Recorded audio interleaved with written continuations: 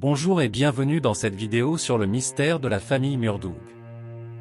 Le 12 juillet 2012, la ville de Boulder, dans le Colorado, a été secouée par un crime horrible.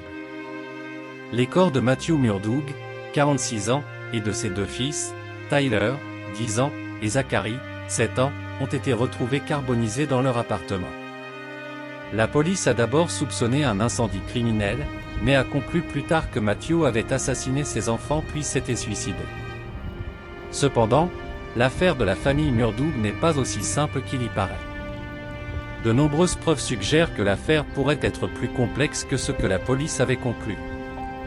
Dans cette vidéo, nous allons explorer les preuves suggérant que Matthew Murdoug pourrait avoir été victime d'un complot. Nous discuterons également du travail d'un détective privé engagé par la famille de Matthew pour enquêter sur l'affaire.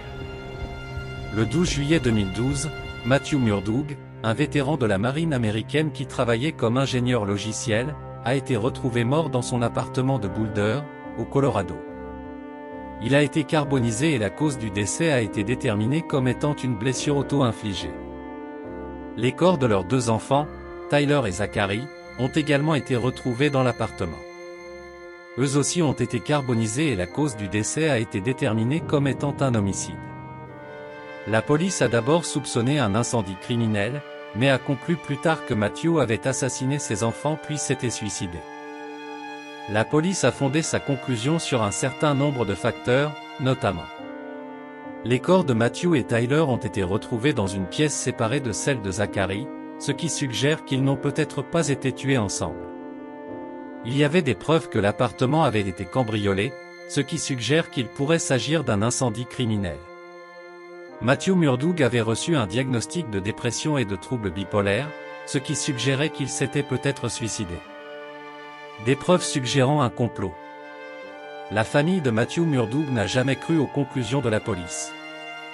Ils ont engagé un détective privé pour enquêter sur l'affaire, et l'enquêteur a trouvé plusieurs éléments de preuves suggérant que Matthew Murdoug aurait pu être victime d'un complot. Ces preuves comprennent un alibi possible pour Matthew Murdoug.